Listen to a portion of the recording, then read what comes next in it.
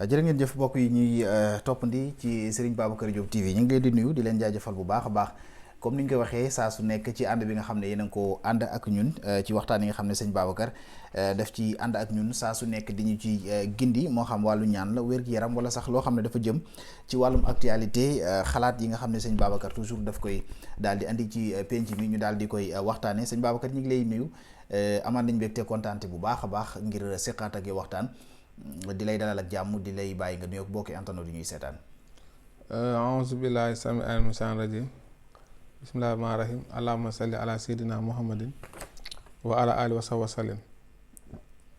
di leen fay nuyoo di leen wax ahlan wa sahlan jërëjëf sëñ Babacar comme ni ñu koy waxee saa su nekk tey nag dañu fas yéene waxtaanee ci li nga xam ne mooy actualité ku ne xam ne li gënoon a fas ci semaine bi mooy wàllum assemblée nationale taxawal nañ ko nees mën a def yi nga xam ne sénégalais yi ñu ngi koy xaar naka noonu tànn gi nga xam ne tànn nañ ko El Malick seen processus bi nga xamante ni bii wala bokk dàq gi nga xam ne dàq nañ ko Barthélémy Dias ñii ne yoon moo ko dogal ñii ne wàllum politique la ak ëllëgu ki nga xamante ni mooy Barthélémy Dias yëpp ay tomb la yoo xam ne fas ne nañ ko waxtaanee bu ñu ko temps bi maye dañ koy dooree rek ci installation bi nga xam ne def nañ ko assemblée nationale ci semaine bi passé ginnaaw bu sénégalais yi voté daal di joxaat confiance ñi nga xamante ni bii ñoom ñooy Pastef ñu daal di am 130 députés ci assemblée nationale sa réaction bu njëkk ci installation beeg yu ni mel ñu bari jàpp ne rupture am na ñuy jàpp ne rupture bi bon des na. lan ngay gis carrément ci installation bu ni mel. waaw li jiitu moom dañuy ñaanal ñoom ñi nga xamante ne fare nañ foofu ci assemblée bi. di door jël service yàlla na may leen ndam ci ndam li ñu am. li ñu sumb itam yàlla sottil ko. mu nekk seen njëglaayu nekk njëglaayu Sénégal gi yëpp. rupture am na ndax. li ñu daan gis mooy président assemblée nationale. màgget la daan doon. bi yoon gis nañ koo xam ne 41 ans la am. xale la jiite loolu nga xam ne institution bu mag la. nga xam ne gannaaw président de la république moom mooy deuxième institution yaakaar naa. waaw si. mu jiite ko ba pare itam ñu gis élection itam yoo xam ne. ak képp koo xam ne nii loo compte di nga xam ne lii jaar na yoon amul njuñ njaaj am nañu sas nag wu rëy ndax responsabilité ay nit wóolu la jox la majorité élection présidentielle élection législative ñu ñu joxal la majorité kon ñooñu wàccoo nañu ak ñi ñu ko jox ñoom ñi ñu ko jox itam lépp loo xam ne diggaale woon nañ ko ak peuple sénégalais ci ay projet walla ci ay mbir yoo xamante ne nii waxoon nañ ko nañu fexe ba nañu sàmmonte ak seen kàddu góorgóorlu ci loolu ba def seen kéemtalaay kàttan ndax loolu ñuy wax maanaam li fi paase woon te Macky Sall amnistie ko muy torture yi amoon nag rey yi amoon nag yooyu nga xam ne li gën a tax sénégalais voté élection législative jox leen majorité encore mooy loi boobu pour ñu indiwaat ko d'accord da baal ma da nga jàpp ne loolu dafa bokk ci seen priorité yi waaw xaw ma ndax ñoom fu ñu ci toll waaye peuple sénégalais moom loolu demande sociale la ñoom boo xam ne tey bëgg nañu mbooleem li fi weesu ñu leeral ko ñi luubal alalu Sénégal itam yoon topp leen ñu delloo si alal ji ñi nekkoon fii daan def lu leen neex di torture waate di reyaate di fagaagal yoon topp leen ba Sénégal jotaat am justice boo xam ne moom lañ soxla woon ba nga xam ne ba ilaa yawmi diin loolu fi amoon noonu kenn dootu ko sañ kenn dootu ko def. d'accord kon da nga war a gis-gis wala looy wax ñi nga xam ne dañoo jàpp ne yooyu dañ ko war a teg dañ ko war a fàtte ndax dañoo war a jublu ci réew mi boole nit ñi ñu ànd nekk jàmm comme ça ñu fàtte yooyu bañ a indiwaat affaire yi amnistie yooyu ñooñu ko da nga war ak ñoom gis-gis en fait ko ñi jàpp ne nekk fi di jàppaateeg indiwaat ay projet lu ni mel jublu ci réew mi liggéey ko moo gën lenn li da ngay waroog ñoom gis-gis. loolu dafa bokk ci liggéey bi, ndax bu fekkee tey ay nit dañoo jël seen alal jël seen pouvoir seen doole yëpp jox ko benn minorité ne leen yéen ñu war a jiite, ñooñu bi ñuy jiite daal di waat ne danañ def gestion sobre et vertueuse, daal di am mboolem jumtukaay yi tax ñu war a mën a liggéey. ñu gis ne dañoo yor réew mi yoreen goo xam ne maa tey la, gis ne salfaañi nañ ak ay yelleef doomu aadama yi, gis nañ ne lépp lu ñu waxoon defuñu ko. léegi ñii bu fekkee dañoo bëgg a ñëw maanaam waroo ak li fi nekkoon danañ leeral d'abord li nit ñi xam nga dafa am ñu daan naxee sénégalais 1 2 3 ñu ne loolu kii la loi mayewul ñu wax ko wala soit ñu ne la secret d'état. ok ci Ousmane Sonko lañu gisee la nit ñi commencé yeewu lu bëree bëri loo xam ne umpoo na nit ñi ci gestion état ñu commencé di xam. léegi loolu tax moom Ousmane Sonko am benn dayo bi Sénégal nga xam ne muy ndaw ñeeg mag ñeeg góor ak jigéen ak paay ak ñëpp maanaam jox nañ ko bopp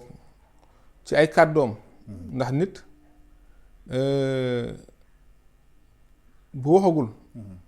moom boppam, waaye bu xasee wax rek mu wutul boppam. d'accord ndax kàddu maanaam kàddu dafa fort.